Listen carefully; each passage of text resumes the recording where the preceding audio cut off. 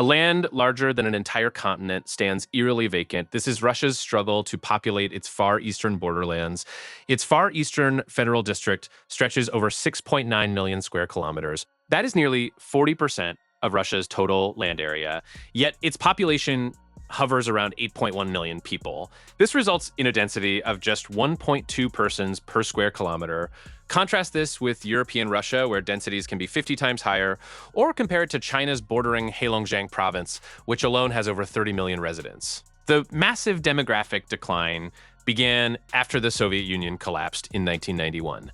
Millions left the region. From a peak of over 12 million people in the late Soviet era, the population steadily fell. It dropped by more than 3 million in 3 decades. Every year, thousands more pack their bags. They seek better lives in Moscow, St. Petersburg, or even abroad. Young people especially leave. Studies show fewer than 20% of graduates choose to remain. Vladivostok, a key port city, saw its population drop from over 600,000 in 1991 to just over 590,000 today. Komsomolsk-on-Amur, a major industrial center, declined from over 350,000 to less than 250,000 residents. Life here is exceptionally harsh. The climate is unforgiving. Winters last up to 8 months. Temperatures regularly plunge to minus 40 or minus 50 degrees Celsius. Much of the land is permafrost. This makes building infrastructure incredibly difficult and expensive. Roads crumble quickly. New construction costs are 3 to 5 times higher than in Western Russia. Over 80% of all roads in the region are unpaved. There are vast distances between settlements. Many towns are isolated for much of the year. Air travel is often the only option, but flights are infrequent and costly. Economic opportunities are scarce outside of resource extraction. Wages, while sometimes higher than the national average, do not compensate for the exorbitant cost of living. Groceries, heating, and transport are far more expensive. The average monthly salary is around 60,000 rubles, but this income evaporates quickly due to higher prices for basic goods, which can be 50% more than in European Russia. The industries are often boom and bust cycles. They offer little long-term stability for families. Many jobs are temporary, seasonal, or dangerous. This region holds immense wealth in oil, natural gas, gold, diamonds, timber, and fish. Experts estimate the value of raw resources here at 10 to 20 trillion US dollars.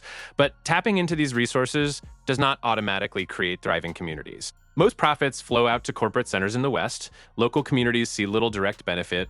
Healthcare facilities are limited. Specialized medical care often requires travel thousands of kilometers away. There are fewer than 30 doctors per 10,000 residents in some areas, compared to 40 per 10,000 nationally. Schools struggle to retain qualified teachers. Many educators leave for better conditions and pay. Housing is often old and dilapidated, and new housing is priced out of reach for many. The birth rate is low. It often falls below the national average. In 2022, it was around 9.5 births per 1,000 people. The national average was 10.3. The death rate, meanwhile, can be higher. This creates a natural population decrease, compounding the outmigration. The Russian government has launched numerous initiatives. The Far Eastern Hectare program was introduced in 2016. It offered 1 free hectare of land to anyone who would settle there. Over 130,000 plots have been allocated. But less than 30,000 have seen any significant development. Many recipients use the land for leisure or speculation, not permanent settlement. Special economic zones and free ports like Vladivostok were designed to attract investment. They offer tax breaks and simplified customs procedures. Billions of rubles have been invested in port upgrades and industrial parks. For example, the Nakodka Free Port project attracted 10 billion rubles. But these efforts mostly create jobs for temporary workers or shift existing businesses, not necessarily bring in new permanent residents. The East needs people for strategic reasons. It shares a 4,200 kilometer border with China. This is a region of geopolitical sensitivity.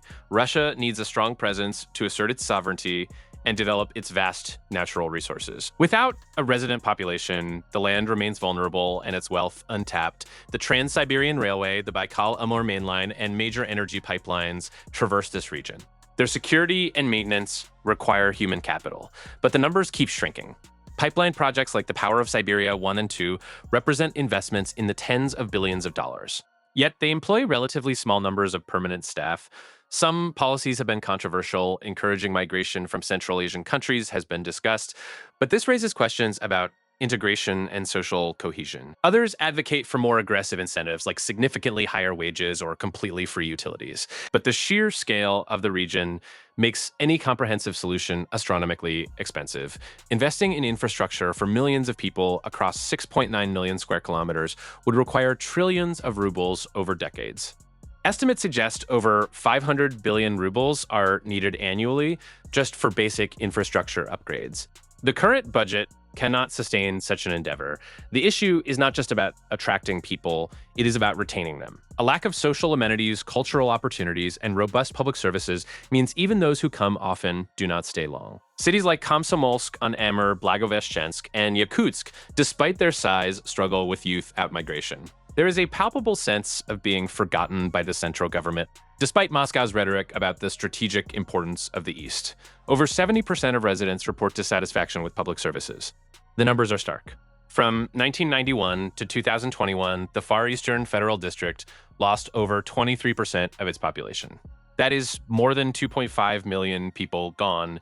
In some remote areas, whole villages have simply... The average age of the remaining population is slowly creeping upwards. It is now over 39 years.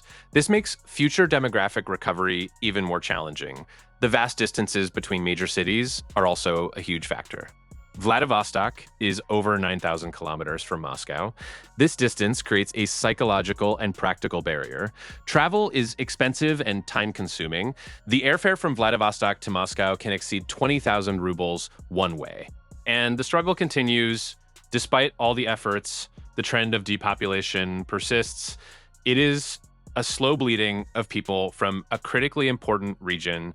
Russia is a huge country, but its human resources are finite. And they are unevenly distributed.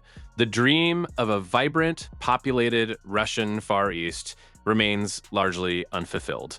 It is a testament to the power of geography, climate, and economics over political will. A country cannot simply command people to live in a place so challenging without providing overwhelming incentives. It needs more than just free land or tax breaks. It needs a complete overhaul of living conditions. This includes high-quality education, robust healthcare systems, and diverse economic opportunities not solely reliant on raw materials. For example, a significant portion of the region's economy relies on just 5 raw material sectors. These are coal, oil, gas, timber, and fish. This narrow focus limits job diversity. It needs social infrastructure, culture, entertainment, things that make life enjoyable, things that create a sense of belonging. Otherwise, the empty spaces will only grow larger. And the demographic crisis will deepen. 1.2 persons per square kilometer. That is not enough to hold a territory of such immense strategic value. The government allocated over 3 trillion rubles for Far East development programs between 2013 and 2025. But much of this goes to large-scale industrial projects, not directly to human settlement.